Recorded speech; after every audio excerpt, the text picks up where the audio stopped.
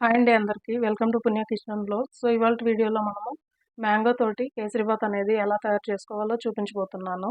ఇది మనకు 5 మినిట్స్లోనే ప్రిపేర్ అయిపోతుంది. ప్రసాదాలకు కూడా మనము తయారు చేసుకోవచ్చు. సో తయారీ విధానానికి కావాల్సినవి బొంబాయి రవ్వ 1 కప్పు, చక్కెర సగం కంటే కొంచెం ఎక్కువగా తీసుకోవచ్చు, లేదా మీకు ఎంత కావాలి అంటే అంత వేసుకోవచ్చు. మ్యాంగో అనేది ఒక మ్యాంగో ఫుల్ నేను ఈ విధంగా తురుముకున్నాను. పీల్ ఆఫ్ మొత్తం చేసేసిన తర్వాత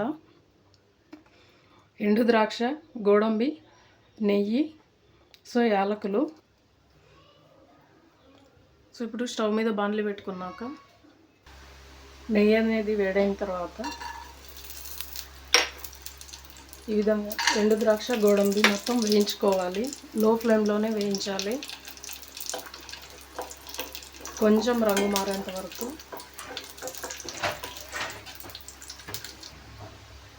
సో ఈ విధంగా దోరగా వేగిన తర్వాత పక్కకు తీసి పెట్టేయాలి.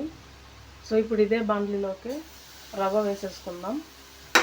ఈ రవ్వ కూడా అంతే, జస్ట్ లో ఫ్లేమ్లో కొంచెం కలర్ మారేంత వరకు వేయించుకోవాలి. పచ్చివాసన కొంచెం పోయేంత వరకు వేయించుకుంటే సరిపోతుంది. సో ఇప్పుడు ఇందులోకి నెయ్యి అనేది కొంచెం వేసాను. ఈ మ్యాంగో పల్ప్ అనేది ఈ విధంగా ఒక 2 నిమిషాలు వేయించుకోవాలి, కొంచెం చిక్కబడేంత వరకు. ఇక్కడ చూపిస్తున్న విధంగా కొంచెం గట్టిపడిన తర్వాత పల్ప్ అనేది రవ్వ కలిపేసుకోవాలి.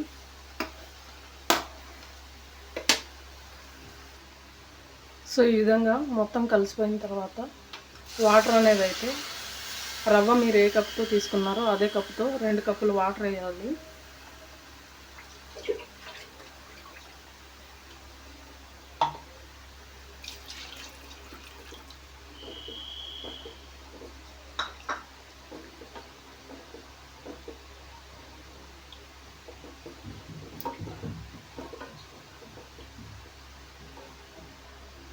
ఈ విధంగా ఎక్కడ ఉండలు అనేవి లేకుండా కలుపుకోవాలి.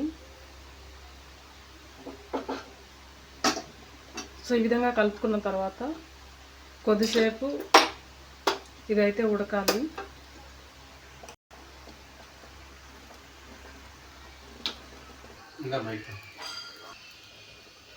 సో ఈ విధంగా చిక్కబడిన తర్వాత ఇందులోకి షుగర్ మొత్తాన్ని కలిపేసుకోవాలి.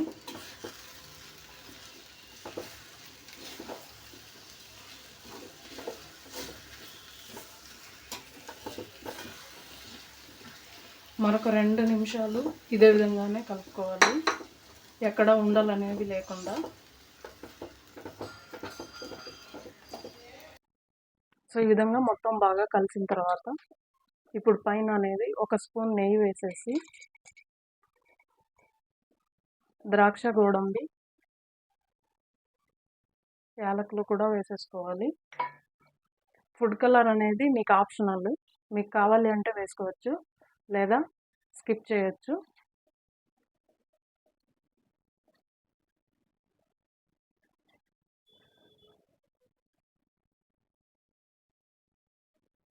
సో ఇప్పుడు కేసరిబాత్ అయితే అయిపోయింది.